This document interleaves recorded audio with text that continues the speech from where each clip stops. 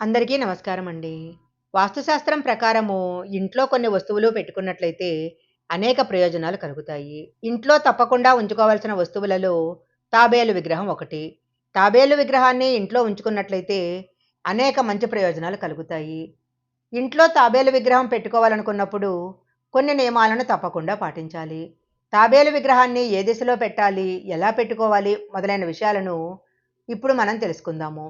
వాస్తుశాస్త్రంలో తాబేలును చాలా పవిత్రంగా భావిస్తారు.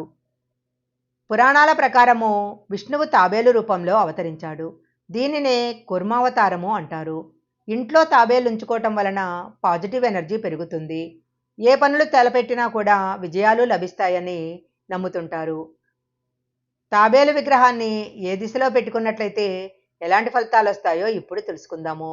చేస్తున్న ఉద్యోగంలో పురోగతి కావాలంటే తాబేలును ఉత్తర దిశలో పెట్టుకోవాలి. తాబేలు జ్ఞానము, సహనము, దీర్ఘాయువుకు చిహ్నము.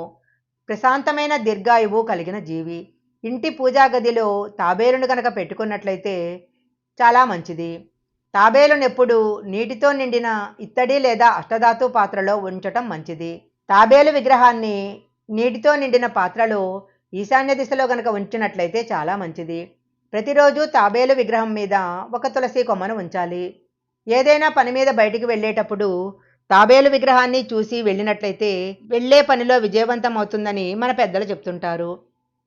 లోహంతో చేసిన తాబేలు విగ్రహాన్ని ఉత్తరం లేదా వాయువ్య దిశలో ఉంచితే చాలా మంచిది. ఉత్తర దిశలో తాబేలు విగ్రహం ఉన్నట్లయితే పిల్లలకు మంచి జీవితం లభిస్తుంది. చదువులో ఏకాగ్రత పెరుగుతుంది.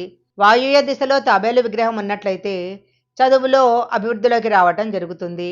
ఇంట్లో కానీ ఆఫీసులో కానీ తాబేలు విగ్రహం ఉంచుకున్నట్లయితే శాంతి, ఆనందం నెలకొల్పబడతాయి.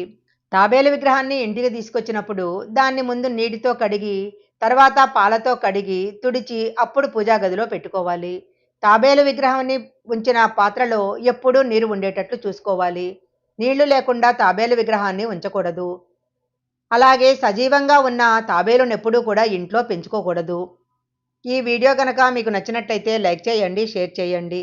ఇలాంటి మరిన్ని వీడియోల కోసం మా ఛానల్ సబ్స్క్రైబ్ చేసుకోండి. పక్కనే ఉన్న బెల్ ఐకాన్ని యాక్టివేషన్ చేసుకుంటే మేము పెట్టే వీడియోలన్నీ కూడా మీకు ముందుగానే నోటిఫికేషన్గా వస్తాయి. మరొక మంచి వీడియోతో మళ్ళీ కలుసుకుందాం.